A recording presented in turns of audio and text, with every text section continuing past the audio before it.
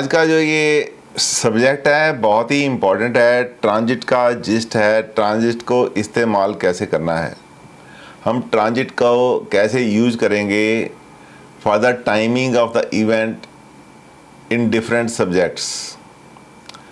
तो उसके लिए ये बहुत ही इम्पोर्टेंट है। मैं इसको थोड़ा सा आज कराऊंगा, समझाऊंगा आपको, और उसके बाद ये मटेरियल आपके पास भेजूंगा। किताब आपके पास गोचर की है, उसी में ये मटेरियल है। लेकिन यदि जिनके पास किताब नहीं है तो ये मटेरियल बहुत ज़रूरी है आपको आना। इस बार आपको मैं मोटा मोटा बताऊंगा, फिर आपको ये पढ़ेंगे, अगली बार इसको डिटेल में आपको बताऊंगा मैं। देखिए, मैंने आपको बताया आज का सबसे कॉमन चीज़ क्या है, सिंथेसिस ऑफ दशा एंड ट्रांजिट। दशा को और ट्रांजिट को अलाइन करना, पैरेलल चलाना, एक दूसरे के साथ कैसे काम करते हैं for the timing of event और to see the general wellbeing of the person in day to day life. सबसे पहले ये बात मैंने पहले आपको भी बताई है, बहुत बार बता चुका हूँ। फर्स्ट रूल है, transit of planet is subservient to the dasha system. जो प्लैनेट्स का, ग्रहों का गोचर है, वो दशा सिस्टम के अधीन काम करता है। ये मैंने आपको बहुत बार बताया है। प्लैनेट्स तो ट्रांजिट करते रहते हैं, हर किसी के ऊपर से वही ट्रांजिट होता है। यदि आपका लगन एरीज है तो एरीज लगन के जितने भी लोग हैं, चाहे वो मेल है, चाहे फीमेल है, चाहे बच्चे हैं, बूढ़े हैं, जवान हैं, उनके ऊपर से ट्रांजिट का गोचर वैसे ही चलेगा जैसे आपके ऊपर से चल रहा है। यदि आपका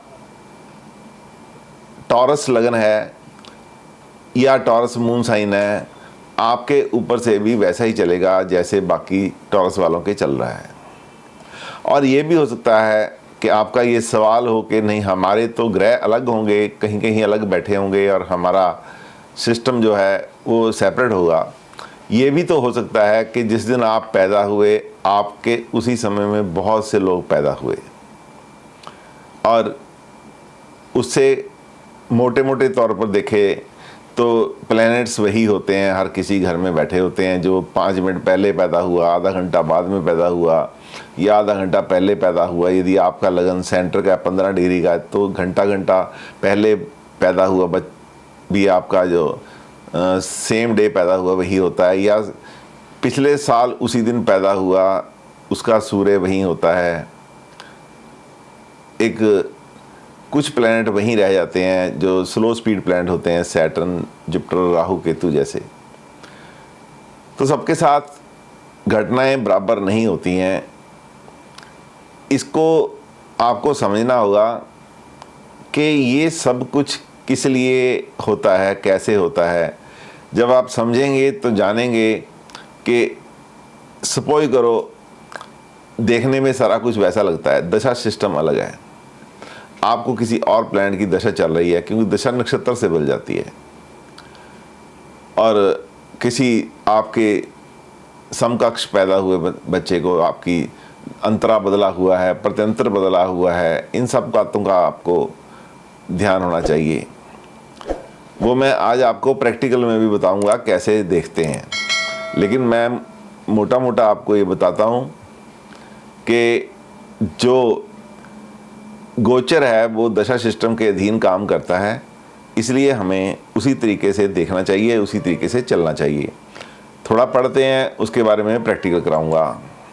transit and the divisional charts आज का मेन सब्जेक्ट है, जिसके मैं आपको अगली क्लास, जो नेक्स्ट अपनी क्लास होगी, उसमें इसका प्रैक्टिकल भी कराऊंगा। लेकिन आपको केवल बताना है आज। ध्यान से सुनिए। सबसे पहले इसमें है दशा एंड ट्रांजिट सिंथेसाइजेस। दशा और जो ट्रांजिट है, गोचर है, और दशा है, इसका आपस में तालमेल कैसे बन के हमारी प्रेडिक्शन पे असर करता है, इसको एक दूसरे से सिंथेसाइज करना कैसे करते हैं, क्यों करते हैं, मैं पढ़ के बताता हूँ। We know that the promises contained in a horoscope are timed for delivery in a specific quantity by dasha planets. Identification of timing and the quality of fructification are done by analyzing interaction of dasha planet with concerning divisional charts. The actual delivery is the charter of the transiting dasha planets. The synthesis is required to be done in respect three variables. सबसे पहला क्या है? The promise, the दशा and the transit. सबसे पहले तीन variant हैं इसके। प्रॉमिस आपने देखने हैं कि नेटल हॉरोस्कोप में और वर्गा चार्ट्स में मिला के कौन से प्रॉमिस हैं जो फ्रक्टिफाई होने हैं, और उसके बाद देखेंगे दशा, उसके बाद आएंगे ट्रांजिट प्लैनेट्स। और the promise of the dasha lord is to be assessed from its placement, lordship and influence on it, means PAC, planet की placement, aspect and उसकी lordship से हम promise देखते हैं। The natal chart and its derivatives, derivative मतलब divisional charts, the divisional charts for fulfillment of promise, once again the very same dasha planets that promise the event need to transit in specific places in the horoscope to ensure that the promised event takes place। फिर दशा system में हम क्या देखते हैं कि हम ये देखते हैं कि जो प्लैनेट्स प्रॉमिस कर रहे हैं वो दशा में भी एक्टिवेट रहने चाहिए। ये हमें अश्योर करते हैं कि वो प्रॉमिस जो हैं वो अब डिलीवर हो जाएंगे। Synthesizing the inherent promises, time constitutes practical applications। तो इसके लिए जो समय है वो प्रैक्टिकली अप्लाई करने से ही इसके बारे में पता चलता है। The inherent promises are called out from what is termed as static analysis, and the influence of transiting planets are also referred to as a dynamic analysis। जो इनहेरिट प्रॉमिस D1 चार्ट में है और concerned वर्गा chart में है उनको static analysis बोला जाता है। और जब वही प्रॉमिस गोचर के प्लैनेट, ट्रांजिट में चल रहे प्लैनेट्स हमें दिखाते हैं तो दोनों को मिला के हम बोलते हैं कि डायनामिक एनालिसिस इसको बोला जाता है। तो अब बात करते हैं डबल ट्रांजिट की। डबल ट्रांजिट पे हमारे जो ज्योतिष शास्त्र के बहुत वृद्ध और हमारे योगी टाइप जो हमारे आज के योगी हैं उनका नाम है श्री के.एन. राव। एस्ट्रोलॉजी जगत में ये नाम बहुत ही श्रद्धा से हमारे वी रमन जी का और के.एन. राव जी का नाम, दोनों दोस्त थे, बड़ी ही श्रद्धा से लिया जाता है। तो उनका एक कहना है, वो बोलते हैं कि एक पंडित जो कहता है, this vulnerable person opened and stressed that whenever any event important to take place in a person's life, Saturn in transit must influence the house और its lord that signifies event, and then Jupiter the Dev Guru must so transit that very same house or the lord cleared by the Saturn is blessed by him.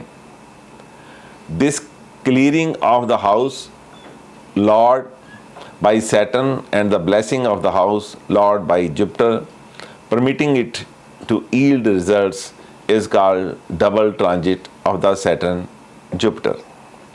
बहुत ही simple सी बात है।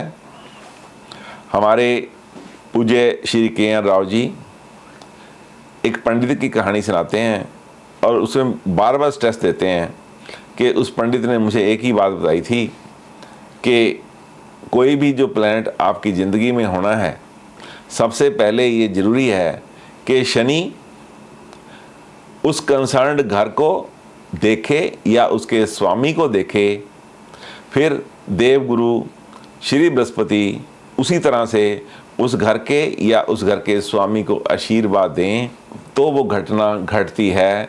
लेकिन इसके लिए ज़रूरी होता है कि दशा लॉर्ड भी उस घटना के लिए प्रॉमिस करता हो, हम भी भरता हो, तभी वो घटना घट सकती है। मैंने पहले बोला कि बहुत सी हॉरोस्कोप में सेम घटना घटती है लेकिन वो काम नहीं होते उनके लिए। तो ये ज़रूरी है कि देखना दशा का सिंथेसाइज, दशा को साथ में मिला के चलना बहुत ही ज़रूरी है। गोचर में बार बार मैं आपसे ये प्रार्थना करता हूँ कि इस बात को अपने साथ बांध लो। इसके बिना गोचर देखने में आपको प्रॉब्लम आ सकती है। दशा इज द, जो गोचर है that is the sub servant of the दशा, या हम ये बोलें कि दशा सबसे सुप्रीम है तो भी गलत नहीं होगा। तो इसके लिए रूल है, ट्रांजिट सैटर्न बाई PAC का मतलब बाई प्लेसमेंट, आस्पेक्ट और conjunction, must influence the relevant house और lord, clearing it by giving result. Jupiter should thereafter in transit do the same. Rule मैंने पहले बताया है कि सेम वही दोबारा यहाँ पे दोहराया गया है कि सैटर्न को जो काम होना है, जैसे बच्चा होना है तो पांचवा घर का स्वामी सैटर्न या तो पांचवें घर के स्वामी के साथ बैठे या पांचवें घर को देखे या पांचवें घर के स्वामी को देखे, और तभी ये हो सकता है सबसे पहले सैटर्न को देखना है, उसी समय फिर बृहस्पति को भी देखना है कि बृहस्पति भी अपना आशीर्वाद, डिवाइन ग्रेस बृहस्पति के पास होती है, बृहस्पति डिवाइन प्लैनेट है, वो भी देखे। तो Jupiter transit is like a sprinkling of Ganga जल। जो हिंदुस्तान की सबसे पवित्र नदी है, बृहस्पति का आशीर्वाद उस नदी के निर्मल जल की तरह है।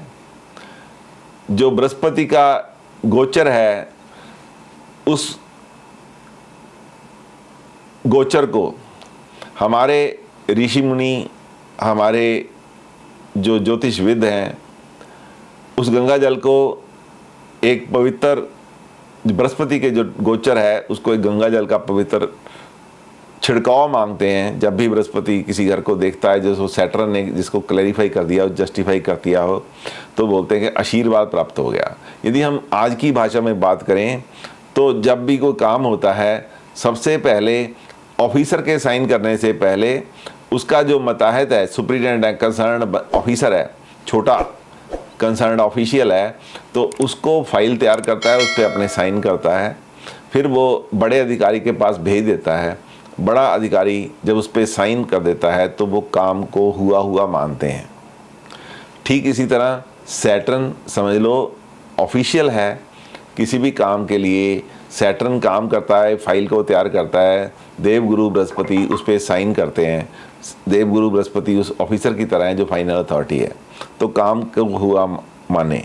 इन this rule moon and moon sign are to be accorded equal importance and be treated as par with the ascendant and the ascended lord. गोचर में कहा गया है कि हम ये गोचर को दोनों तरफ से देखें, गोचर से भी देखें और चंद्रमा से भी देखें। गोचर का मतलब है जब कोई ट्रांजिट प्लैनेट देख रहे हैं तो उसको सबसे पहले असेंडेंट से देखें, फिर असेंडेंट के मालिक असेंडेंट लॉर्ड से देखें, जो भी प्लैनेट असेंडेंट लॉर्ड है, फिर उसको नेटल मून से देखें और वर्गा चार्ट में पड़े मून से देखें, और उसके बाद मून जिस राशि में बैठा है उस राशि स्वामी को भी देखें, वर्गा चार्ट में भी देखें, कंसर्न वर्गा चार्ट, और उसके बाद उसको नेटल मून से भी देखें, और नेटल मून की जो राशि है उससे भी उसको देखना चाहिए। द एप्लीकेशन, इसको बनाना कैसे है, इसको समझाना कैसे, इसको लगाना कैसे गोचर को। We have the MD, AD and PD lord on one hand with Saturn Jupiter on the other. Their influences are study in 3 parts. We shall examine profession first. सबसे पहले हमारे दशा के 3 पद हैं जो उनको हम कंसिडर करेंगे। पहला पद महादशा और महादशा का स्वामी, दूसरा पद अंतर्दशा और अंतर्दशा का स्वामी, तीसरा पद प्रत्यंतर दशा और प्रत्यंतर दशा का स्वामी। बिल्कुल दूसरी तरफ इसके बाद तो सैटर्न और बृहस्पति जो गोचर में घूम रहा है उसकी पोजीशन क्या है, इसको हम स्टडी करेंगे। सबसे पहले इसकी स्टडी प्रोफेशन में करने की कोशिश करेंगे। Part 1, this is a static analysis. The MD, AD and PD lord are examined in their natal position. सबसे पहले उसकी नेटल पोजीशन देखते हैं कि महादशा का स्वामी, अंतरदशा का स्वामी, प्रत्यंतर दशा का स्वामी कौन से घर में बैठा है, कौन से घरों का स्वामी है, फंक्शनल, मैलेफिक है, बेनिफिक है, कैसा है, किस घर से ऐसा इसका संबंध है, और कौन कौन से ग्रह हैं जो इनको देख रहे हैं, इनके ऊपर इन्फ्लुएंस है, कौन कौन से ग्रह हैं जो इनके साथ बैठे हैं। इन सब की हम अच्छी तरह से जांच करेंगे और उसको हमें, और examination looks at their lordships placement influence in the natal chart from the ascendant and the moon. हम दोनों तरफ से देखेंगे। अब गोचर में दोनों तरफ से देखेंगे, नेटल मून से भी देखेंगे, नेटल असेंडेंट से भी देखेंगे, लगन से भी देखेंगे। The dasha lord are further examined in the divisional charts navamsha and दशवांशा।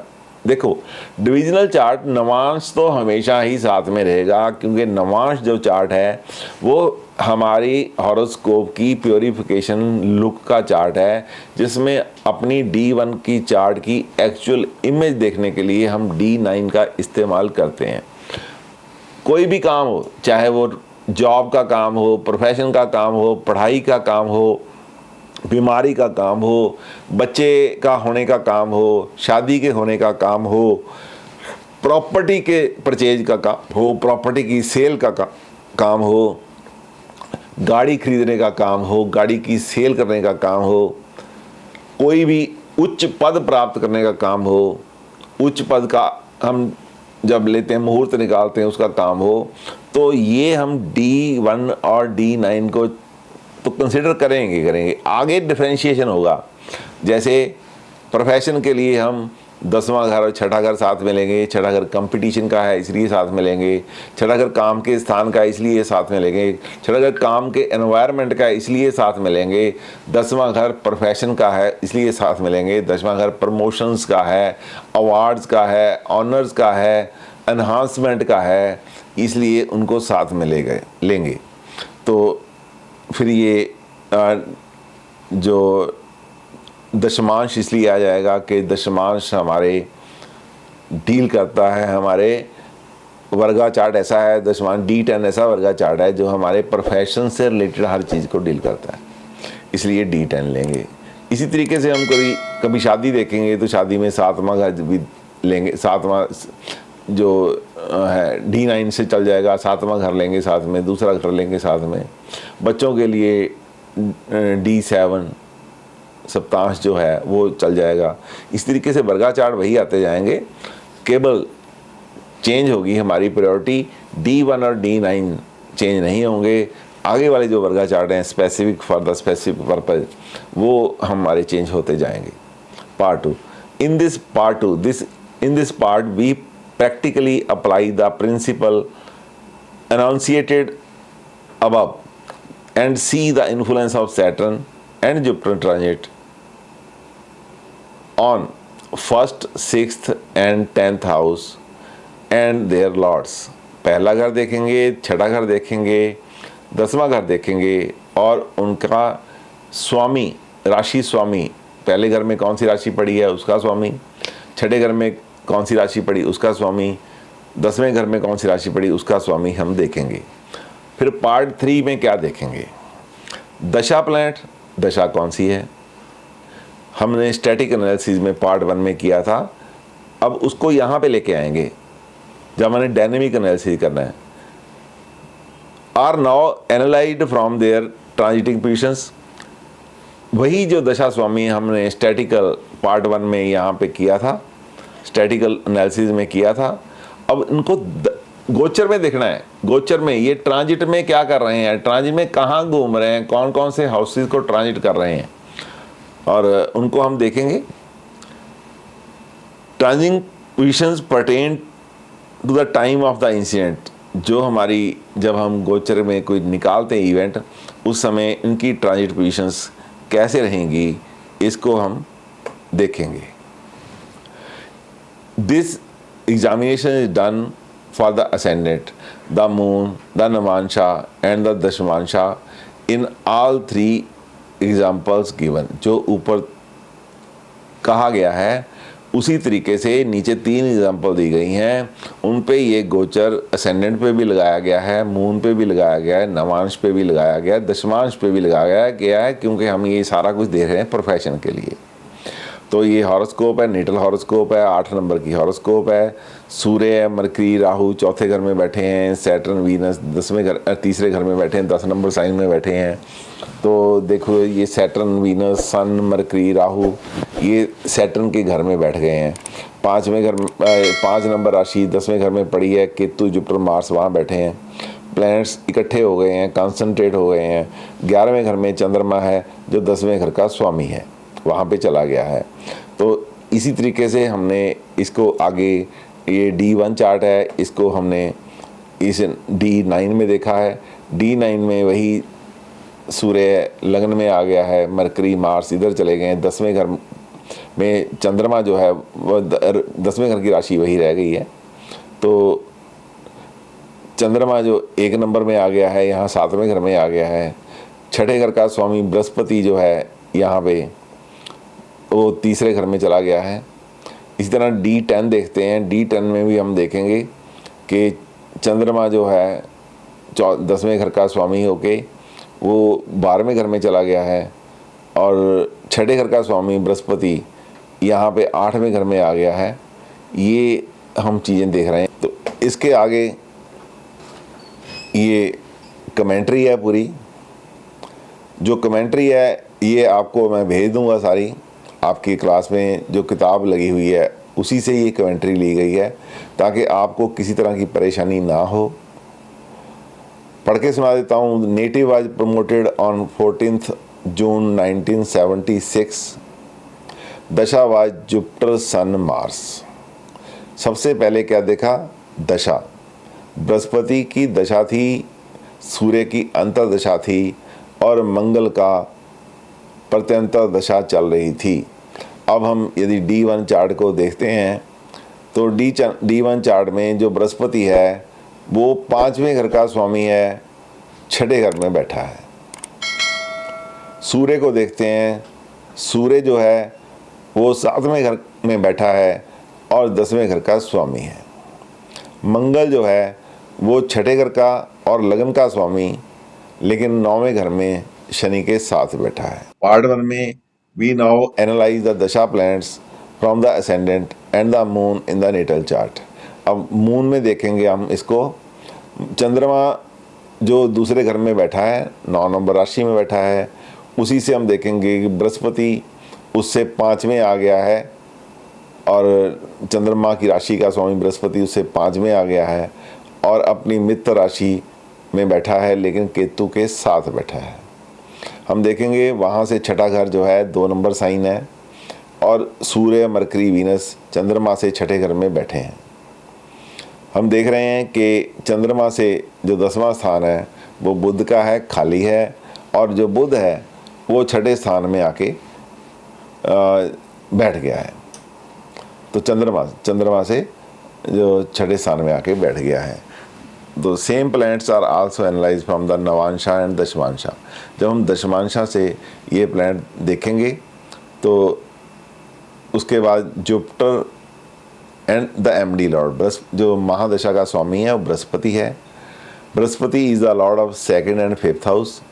It is placed in the 10th house, आपने पहले देखा है। It is posted with Mars who is the ascendant and 6th Lord, जो 6ठे घर का स्वामी भी है और असेंडेंट लॉर्ड भी है। Jupiter is aspecting the 6th house, Brihaspati 6ठे घर को देख भी रहा है। Jupiter himself is aspected by the 10th lord, Jupiter खुद 10वें घर के स्वामी को स्वामी के द्वारा दृष्ट है। The sun the association of MD lord is very promising, it is near completion.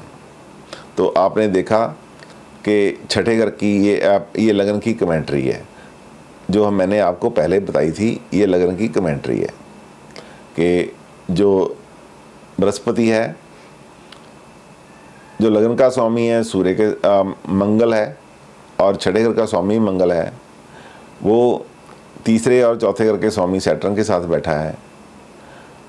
और आप देख रहे हैं कि जो बृहस्पति है वो केतु के साथ यहाँ बैठा है, पांचवें घर का स्वामी है, 10वें घर को देख रहा है। ये आपने देखा।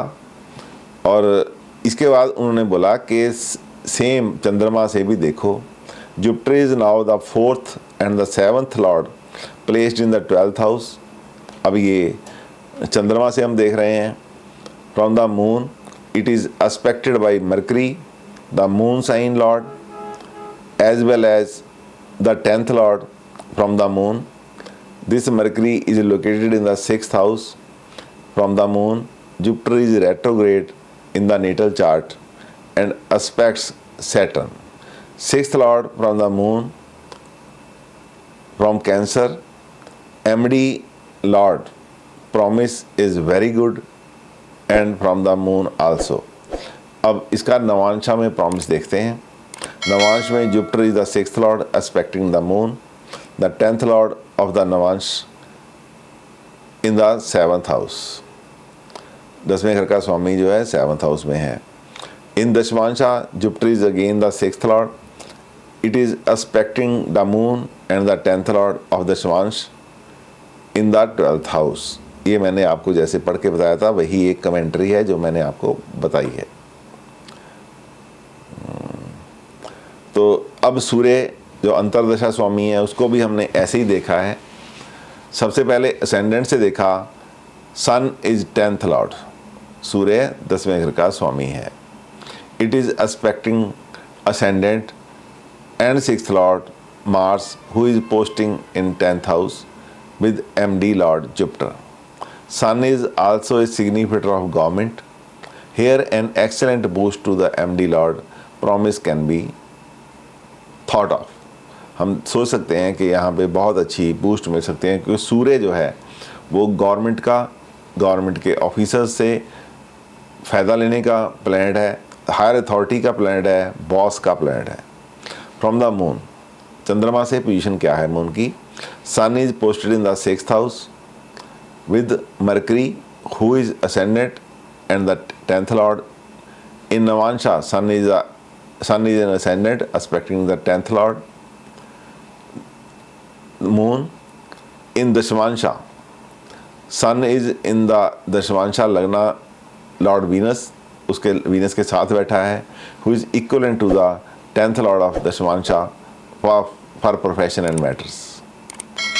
तो अब मंगल जो है प्रत्यंतर दशा स्वामी है, मंगल की पोजीशन भी पढ़ लेते हैं। तो Mars the ascendant Lord and the 6th lord placed in 10th house aspected by 10th lord. Sun Mars in the 10th house is Digvali, adding to the excellent promises, and its lord placement Mars in retrogression in the natal chart. From the moon it is lord of 3rd and 8th house placed in 12th house. The two negatives, bad lordships and placements, tend to give good results. Is standard leaching. It has the aspect of Mercury and the moon sign lord and the 10th lord as well as the 6th lord. In Navansha, Mars is misses out. In Dashamansha, Mars is the 6th house. Mars is in the 6th house aspecting the 10th lord. The promise of the Dasha planet is excellent. दशा ने इसको clear कर दिया है।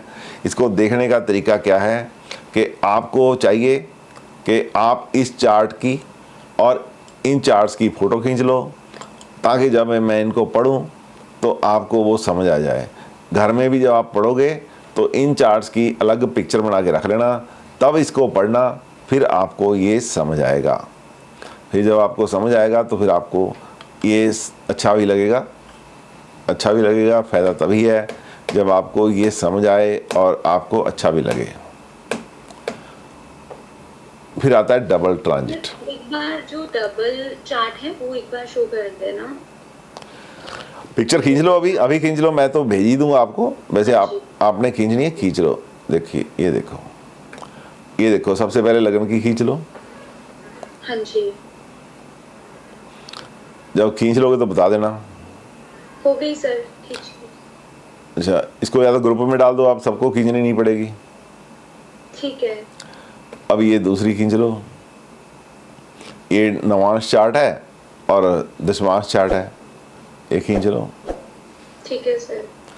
तो अब आपको ये समझ आ जाएगी, बिल्कुल क्लियर हो जाएगी समझ। सर जैसे अभी ये लिखा है कि नवांशा में जो मार्स है वो मिस है, मतलब वो ऐसा हाँ, क्यों बोला हुआ है? ऐसा ऐसा है। देखो, नवांश में जब देखते हैं तो मार्स की जो भूमिका हमें चाहिए वो यहाँ पे नहीं है, वो यहाँ पे नहीं है। मंगल उसकी जो ले रहे हैं ना, मंगल देखो, आप नवांश में चले जाओ, ये मंगल है, 7वें घर का स्वामी है। ये नवांश में 7वें घर का स्वामी है। इसका 6ठे घर से लेना देना नहीं है ना कोई भी, 8वें घर से भी लेना देना नहीं है कोई।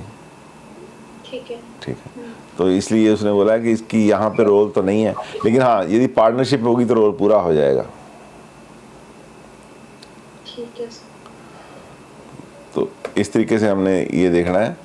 तो अब अगली बार चर्चा करेंगे ना, सारी इसी टॉपिक पे चर्चा करेंगे। इसको चार्ट को आज पढ़ना है आपने, इसको पढ़ेंगे और फिर इसकी चर्चा करेंगे, तो आपको अच्छा से समझ आएगा। मेरी बात समझ गए आप? हाँ जी सर। देखिए ऐसा है कि मैं यदि आपको यहाँ छोड़ दूंगा तो ये बहुत बड़ी गलती होगी मेरी, तो वो नहीं हम छोड़ेंगे। तो अब डबल ट्रांजिट की बारी आई है। अगली बार यही यही चार्ट है, आप पढ़ के आएंगे घर से, तो मैं आपको कराऊंगा, वाइट बोर्ड पे कराऊंगा, फिर ये पढ़ाऊंगा नहीं आपको। डबल ट्रांजिट कैसे अप्लाई हुआ। On 14 June 14 June 1976 Saturn was transiting. अब ये सैटर्न का ट्रांजिट आपने पढ़ना है, देखना है। Transiting cancer and Jupiter was in Aries. Brihaspati उस दिन 1976 को कैंसर साइन में, एरी साइन में था, और जो सैटर्न था वो कैंसर साइन में था। तो इसका मतलब क्या हो गया कि कैंसर साइन से बृहस्पति को एस्पेक्ट कर रहा था सैटर्न। समझ गए? इसका मतलब समझ गए? 10वीं दृष्टि से एस्पेक्ट कर रहा था। Saturn was in retrograde motion till 27 March 1976। We now analyze these two planets from the same 4 viewpoints. From the ascendant, Saturn is aspecting the 6th house, Jupiter is in the 6th house aspecting 10th house. बिल्कुल ठीक है। From the moon, Saturn was in 10th house till the end of March 1976, and that was the time when the selection board had met and cleared the promotion. Jupiter draw a blank in Namansha. Saturn is transiting the 10th house and aspecting 10th lord. Jupiter is transiting on 10th lord itself. In Dashmansha, Saturn is transiting 10th house and is aspecting 10th lord. Jupiter is aspecting the Dashmansha Lagna lord, giving it weak sport.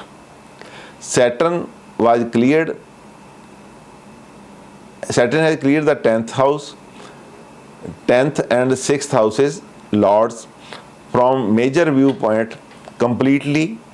Jupiter has blessed these much cleared house in 3 charts, having missed out from the moon 7th out of 10 is the score. Chances of success are in the region of 85%.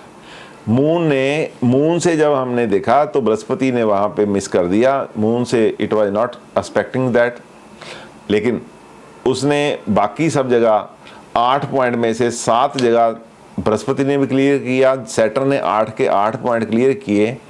तो हमने जब 8 को इसके साथ 100 को 8 से हम देखते हैं, 8 से डिवाइड करते हैं, तो मोटा मोटा हम देख लेते हैं कि 12.5% एक का चार्ट आता है। तो इसलिए वो जो मून ने एक मिस किया उसको घटा के यहाँ 15% कम कर दिए, 85% स्कोप प्रमोशन का दे दिया। Double transit part 2। On 14th of June 1976 Saturn was transiting Cancer and Jupiter was in Aries। तो ये 85% हो गया। तो ये एक गोचर है जो हमने लगाया इस पे। ठीक इसी तरह 3 और हैं जहाँ पे ये गोचर लगाए जाएंगे। 3 मेरे हैंग हो गया। अब ये दशा प्लैनेट्स का है part 3। Finally to assess the quantum of delivery and the certainty of event. पहले हमने डबल ट्रांजिट ने क्लियर कर दिया। अब हमने पार्ट 3 देखना है कि जो ट्रांजिट के दशा प्लैनेट हैं वो क्या कर रहे हैं। Finally to assess the quantum of delivery and the certainty of the event taking place the transiting dasha planets are to be examined. उस समय दशा प्लैनेट्स का जो गोचर है उसको हमने एग्जामिन करना बहुत ज़रूरी है। It may be in order to recapitulate that the dasha running was Jupiter, Sun, Mars. We quickly analyze the transit from the same 4 view points। 4 point से हम फिर देखेंगे। From the ascendant, Jupiter and MD Lord is transiting 6th house। Jupiter तो हमने पहले देख ही लिया है। जुपिटर बाई चांस दशा का महादशा का स्वामी भी है, तो वो हम देख चुके हैं। सेम चीज़ पढ़ने से कोई फ़ायदा नहीं है। और उसके बाद आगे है सूर्य। उसके बाद आएगी वाली Mars, the 6th lord the natal chart is also being expected as it is placed in the 10th house. Interestingly Mars is also the ascendant lord. A complete delivery schedule with granted delivery is what this transit indicates. Sun the antardasha swami promise support as it is transiting 7th house। Remember 7th is considered as an alternate house for the profession। 7वां घर भी profession का ही मानते हैं ये, लेकिन partnership profession या 10वें से 10वां है भावत भावम मानते हैं, तो उसलिए इसका सहारा उसने ले लिया। Since it is the 10th house from the 10th but is the Lord of 10th house. In this chart, Mars, the PD Lord, is transiting Cancer. Even though it is debilitated in transit, it still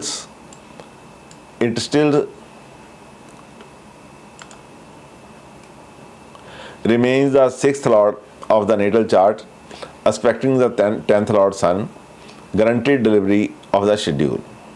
From the Moon, चंद्रमा से भी हमने देखा, the task is performed here by PD Lord Mars। It aspects 6th Lord and Mercury, the 10th Lord, the Moon sign Lord जो 10th Lord है। It completes PAC placement, aspect and conjunction association and perhaps compensate for the weak transit of MD and antardasha swami. Mahadasha lord और antardasha Lord चंद्रमा से थोड़े से week हैं चंद्रमा से देखें, लेकिन इसमें जो प्रत्यंतर दशा लॉर्ड है उसने उनका जो घाटा है वो पूरा कर दिया है। In navamsha also MD lord Jupiter is the 6th lord of this chart and is transiting 10th lord, the moon, sun, the AD lord here aspect the 10th lord from the moon. It is PD lord Mars who is in the forefront again. It is transiting the 10th house. Dashamsha chart है उसमें भी देख लो, बृहस्पति जो 6th lord है is transiting the 7th lord of the दशमांशा. From here it aspects the ascendant of the Dashamansha. Sun and AD Lord transit on the 6th Lord, Mars and PD Lord transit in the 10th house. Transit applied from 4 different ascendants in 3 different charts has shown that the dasha planets are interacting with 10th, 6th and their lords. This is the manner in which transit should be applied. इस तरीके से ही transit को देखना चाहिए। यही transit देखने का सबसे अच्छा तरीका है। यहाँ पे 3 एग्जांपल्स दी गई हैं, मैं तीनों आपको भेजूंगा। फिर बढ़िया सबसे क्या होगा कि कोई लाइव एग्जांपल अपनी प्रमोशन का लगाना, उसको स्टडी करके आना, उसको हम लगाएंगे तो बहुत अच्छा रहेगा। आपके कोई ऐसा आप घर में हो या आप खुद किसी जॉब में हो, जब आपकी प्रमोशन हुई हो, आप अपनी हॉरोस्कोप के ऊपर जब ये लगाओगे, सबसे पहले दशा, उसके बाद D1, उसके बाद नवांश, उसके बाद दशमांश, तीनों पे सारे स्टेप कवर करके आपने लगाने हैं तो आपको मज़ा आएगा। मैं आपको एक छोटी सी बात बताता हूँ यहाँ पे। वो बात क्या है? बात ये है कि जहाँ भी आप प्रैक्टिस करोगे तो आपसे लोगों ने पूछना है कब होगा, या आपके पास आ जाएगा बंदा कि मेरा चांस है जी प्रमोशन का, क्या मेरी प्रमोशन हो जाएगी?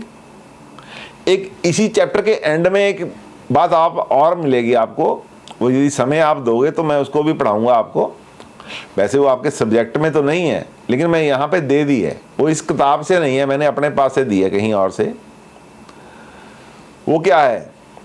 वो ये है कि व्यक्ति आपके पास आता है कि सर 10 इंसान हैं, 10 को compete करके मैंने आगे जाना है। 10 में से किसी की भी प्रमोशन हो जाती है। आपने देखो कब ऐसी चीज़ें कब आती हैं, ऐसी चीज़ें अब कब देखने में मिलती हैं आपको? जैसे सपोज करो डीजीपी लगना है, चीफ सेक्रेटरी लगना है। एक ही बैच के 5-5, 6-6 IPS ऑफिसर या IAS ऑफिसर एलिजिबल होते हैं, सब ADGP होते हैं। 5-5, 10-10 इकट्ठे ADGP होते हैं, 5-5, 10-10 इकट्ठे सेक्रेटरी, जो फाइनेंस सेक्रेटरी लेवल के बंदे होते हैं। उनमें से किसी एक को चीफ सेक्रेटरी या उनमें से किसी एक को DGP लगाना होता है। वो उस लेवल का व्यक्ति आपके पास सामने बैठ जाता है कुर्सी पे आके कि मेरा नंबर आएगा या नहीं आएगा। तो बहुत ही विचित्र आपकी सिचुएशन हो जाती है, लेकिन आपको जवाब देना होता है, आपको देखना होता है, जवाब भी सही देना होता है। इस जवाब को आप सही दे पाओगे, मेरी गारंटी है आपकी, लेकिन प्रैक्टिस करना बहुत ज़रूरी है। इसी जो ये PDF आपके पास आएगी, इसी PDF के अंत में मैंने एक एक्सरसाइज दी है। वो आपके सिलेबस का हिस्सा नहीं है, सिलेबस मैंने करा दिया है, सिलेबस मैंने करवा दिया है, सिलेबस का वो हिस्सा नहीं है। आपकी जिज्ञासा हेतु मैंने वो चैप्टर आपको भेजा है, उसको पढ़िएगा, आप देखिएगा कि कौन आगे आएगा। इलेक्शन हो गया, इलेक्शन में 15 कैंडिडेट खड़े हो गए, जीतेगा तो कोई एक। आपके पास आ गया बंदा कि मैं जीतूंगा जी नहीं जीतूंगा, तो आपको कैसे देखना है? वो बहुत ही संजीदा बात है और बहुत ही एकाग्रता के साथ उसको निकाला जा सकता है। एस्ट्रोलॉजी में प्रोविज़न है। जो नहीं निकाल पाते वो ये नहीं कह सकते कि एस्ट्रोलॉजी में ऐसा नहीं हो सकता। हाँ, हमारे में कमी है, हम सक्षम नहीं हैं, वो बात अलग है। तो उसको भी मैंने बीच में आपको डाला है आपकी जिज्ञासा के लिए। जो लोग आगे जाना चाहते हैं उसको भी पढ़िएगा, उसकी प्रैक्टिस भी कीजिएगा। लेकिन ये तो आपका सिलेबस है, इसको तो आपको पढ़ना है, इसको तो ज़रूरी है कि आप इसको सीखें। इतना तो ज़रूर पढ़िएगा, जो आगे पढ़ना चाहेगा उसके लिए भी मैंने भेज दिया है, आप वहाँ भी देख लेना। आशा करता हूँ कि गोचर का ये बहुत ही महत्वपूर्ण पहलू आपको समझ आया होगा, या पूरा समझ नहीं आया तो मैं आपको यही बोलूँगा, इसको बार बार वीडियो को देखो, 10 बार, 15 बार, 20 बार देखो तो ये समझ आ जाएगा। जिस दिन आपको ये समझ आया और आप इसको देखने अप्लाई करने लग गए तो आप पूर्ण ज्योतिषी हो गए उस दिन। क्योंकि ज्योतिष, पूरा ज्योतिष उसी दिन होता है जब वो घटना का समय या होने वाला अच्छा या बुरा आपको बता देता है। वो बताना इसीलिए पॉसिबल होगा जब आपको ये गोचर आ जाएगा, डबल ट्रांजिट आ जाएगा, दशा का और गोचर का आपस में जो मिलन है, आपस में सिंथेसाइज कैसे करते हैं, आपस में इसका कंपैरिजन करके आप कैसे बोलते हैं, जब ये आपको आ जाएगा तो ज्योतिष आपको आसान लगता है। तो आशा करता हूँ आप प्रैक्टिस करोगे। Thank you very much.